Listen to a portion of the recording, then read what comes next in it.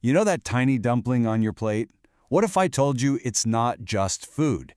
It's a silent witness to thousands of kilometers of travel, to epic wars and the rise and fall of entire empires. Today, we're going to unwrap the incredible, globe-trotting story of Monty. That's right. We're not just looking at a recipe here. We're basically looking at a historical artifact.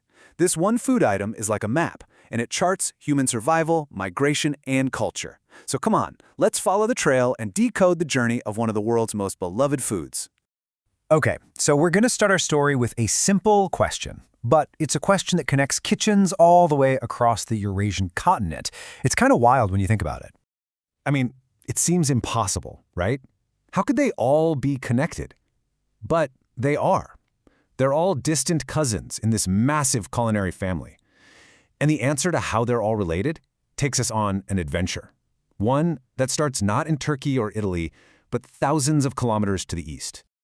Our story kicks off, and you might find this surprising, not in Anatolia, but way back in the history of Far East China. You see, the root of the word mantu is actually Chinese, mantu. Now, what's so fascinating about this is that Mantau wasn't dreamed up by some creative chef in a kitchen. No, it was actually born from a brilliant, if, let's say, slightly grim military strategy. Pretty incredible, isn't it? So picture this. A brilliant general is faced with this terrible choice: sacrifice his soldiers or face the wrath of a river god. But instead, he comes up with this genius idea. He creates these fake heads out of dough and meat, fools the god, and saves his men. Those fake heads, the mantu, they become the ancestor of every dumpling we're talking about today. Over time, the name just came to mean stuffed bread, and it began its epic journey. So the mantu is born. But really, its story could have just ended right there, as a local Chinese legend. Instead, it was picked up by some of the most impressive travelers in all of history. The answer is all about the people who mastered those vast open steppes, the nomadic Turkic and Mongol tribes. For them, food had to be two things above all else: durable and portable. And well, Monty was the perfect solution. So think about it. Manta was pretty much the canned food of the ancient world. It was this self-contained, long-lasting meal that was just perfect for life on the move. It was an absolute game changer. And as Turkic tribes swept west toward Anatolia, they didn't just bring their weapons, they brought this ingenious survival food right along with them in their saddlebags. Now, when this rugged, practical food from the steppes finally arrived in Anatolia, something really amazing happened. It completely transformed. It went from a survival ration into this delicate work of art, something fit for a sultan. Yeah, can you believe that? The conqueror of Istanbul started his day with manti. In the Ottoman palace, this was no longer just a simple dumpling. It became a prized dish on the imperial menu, prepared with the finest ingredients by the absolute best chefs in the empire. And this number, 40, it represents the absolute peak of manta's refinement, especially in the city of Kayseri.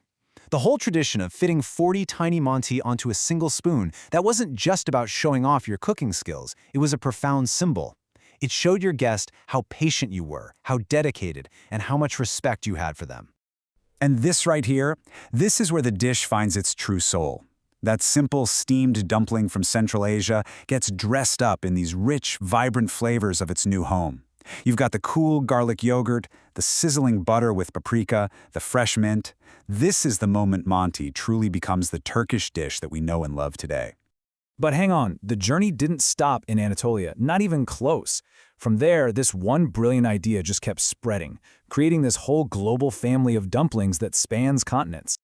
I mean, just take a look at this incredible family tree. In Russia, it becomes pilmeni, which they would freeze solid in the Siberian winter to eat months later. You go to Italy, and it becomes ravioli, filled with local cheeses and herbs. In Georgia, it evolves into the magnificent hinkal, which is like a masterpiece of engineering designed to hold all this savory broth inside. And in Korea, it stays pretty true to its origins as mandu, often steamed, just like its ancestor.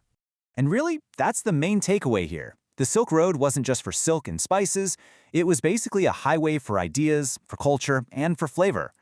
Monty is probably the most delicious proof of this, a single concept that was adapted and adopted by dozens of cultures all along this ancient network. So the next time you sit down to a plate of these little marvels, I want you to remember the journey we just took. You're not just eating a meal. You are tasting thousands of years of history, from a life-saving trick in ancient China, to a survival food on the steppes, all the way to a treasure of the Ottoman court. So, what about you? What's your favorite member of this incredible dumpling family? Is it the tiny, meticulously folded Turkish manti? Or maybe the hearty, juicy Georgian hinka? Let us know down in the comments and join this global flavor journey. Thanks so much for watching.